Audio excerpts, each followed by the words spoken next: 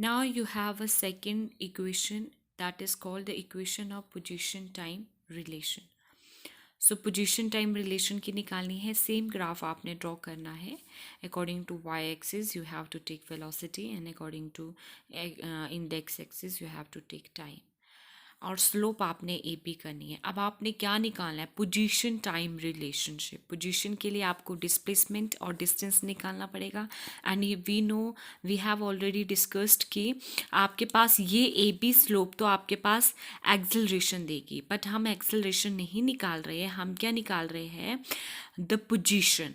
Position के लिए मतलब हमने निकालनी है the area under the slope A B. वही आपके पास डिस्प्लेसमेंट और डिस्टेंस निकलेगा. ठीक है. और इसको निकालने के लिए हमें सबसे पहले ए बी में स्ट्रेट लाइन ड्रॉ करनी पड़ेगी from here and we can give the name. You can give the name that is C. अब यहाँ से भी आपने सेम स्ट्रेट लाइन ड्रॉ करनी है. पैरेलल लाइन, टाइम के पैरेलल लाइन यहाँ पे करनी. You can give the name A to D. And B के भी सेम आपने एक पैरेलल लाइन ड्रॉ करनी है and you can give the name E. ठीक है, आपने इसको ई दे दिया. Then what is that? This is your initial velocity, you can give it to U. And same as it is, this is your final velocity, you can give it to name v. And this is your time will be the same. अब हमने क्या निकालना है? Area under it. ठीक है, हमने इसका area under निकालना है because that's why we can find out the displacement. मैंने ये बताया था डिस्प्लेसमेंट जो निकालते हैं वेलोसिटी और टाइम ग्राफ में, जो एरिया अंडर कवर होता है स्लोप के जो अंडर एरिया होगा that will be a displacement. तो हम क्या लिखेंगे? सबसे पहले एरिया अंडर स्लोप, बिकॉज हम क्या निकाल रहे हैं? Position time relation. तो पोजीशन के लिए डिस्प्लेसमेंट निकालना पड़ेगा, तो डिस्प्लेसमेंट के लिए हमें एरिया अंडर द स्लोप निकालना पड़ेगा. So what we will write down here बेटा? Area under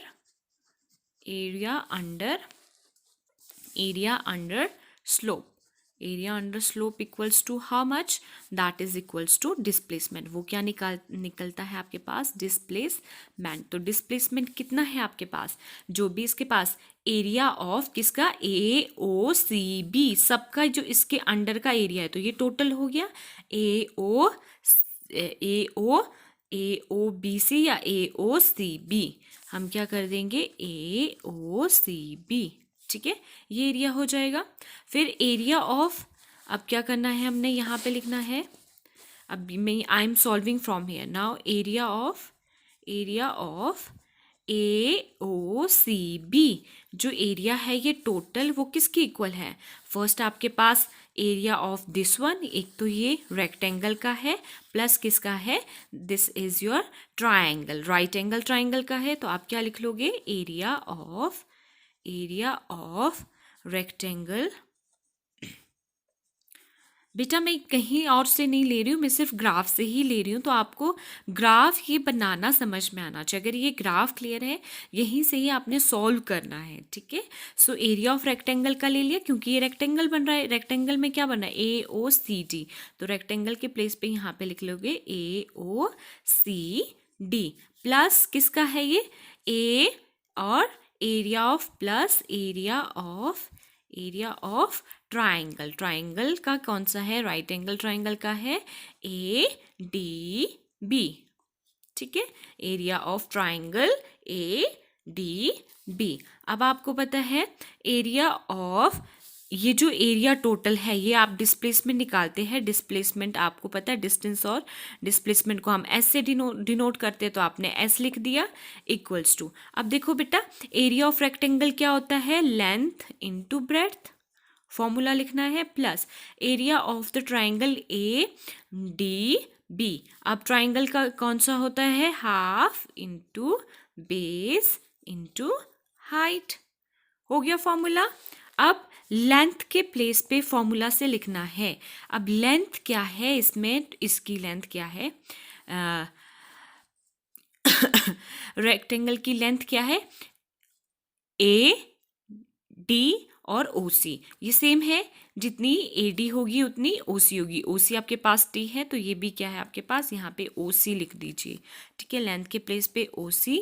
then B, B is what, breadth, so breadth क्या लिख लोगे, ओ ए, क्योंकि हम इनिशियल वेलोसिटी, क्योंकि सी डी भी सेम है, C D is equal to O A, तो हम ओ ए लिख देंगे, that is equals to you.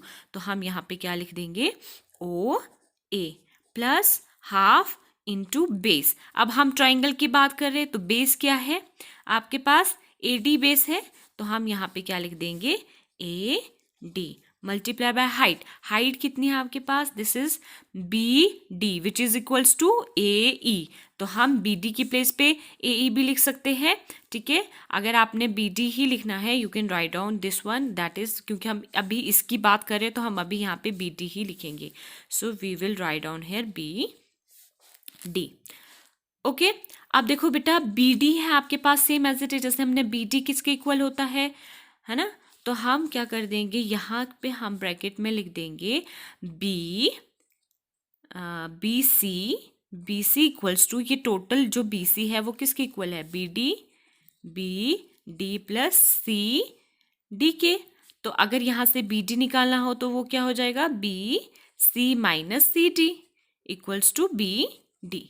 हम यहाँ से निकाल सकते हैं इसको, है ना, we can find out B D from here, B C minus C D, और वही जो बी डी है वो हमने यहाँ पे ये पुट कर देना जैसे हमने लास्ट टाइम भी किया था, ठीक है। तो कैन वी पुट इट, तो हम ओ सी के प्लेस पे ओ सी लिख देंगे multiply by O A plus half के प्लेस पे half multiply by A D को एज इट इज लिख दीजिए, बट बी डी के प्लेस पे अब क्या लिखेंगे हम, ब्रैकेट में B C minus C D.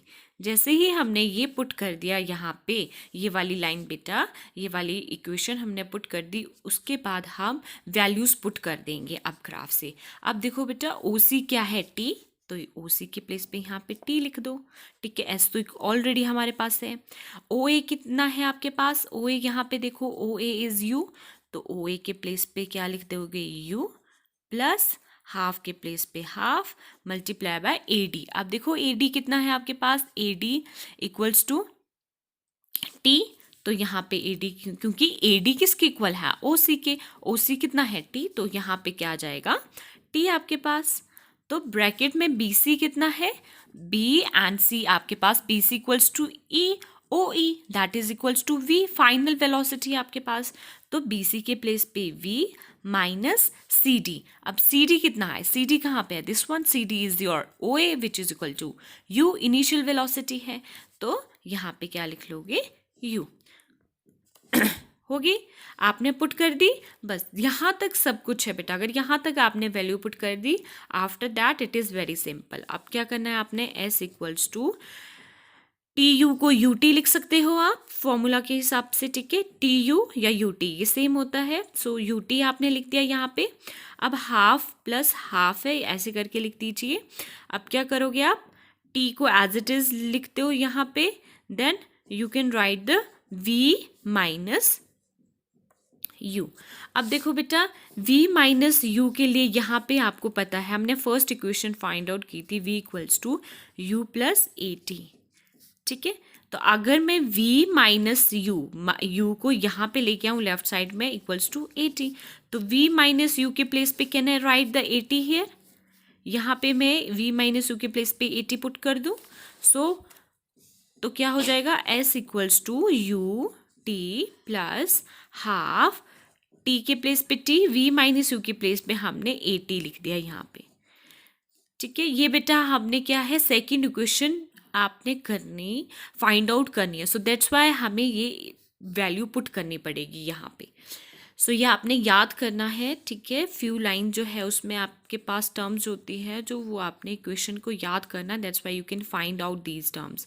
तो हाफ को हाफ एज इट इज रहने दो, अब ओपन कर दो, a और t का क्या हो जाएगा square, and you know that when multiply that power क्या हो जाती है, उसकी ऐड हो जाती है, तो ए टी स्क्वायर हो जाएगा। तो this is your second equation. Second equation s equals to u t plus half a t square, this is your second equation and this is your answer.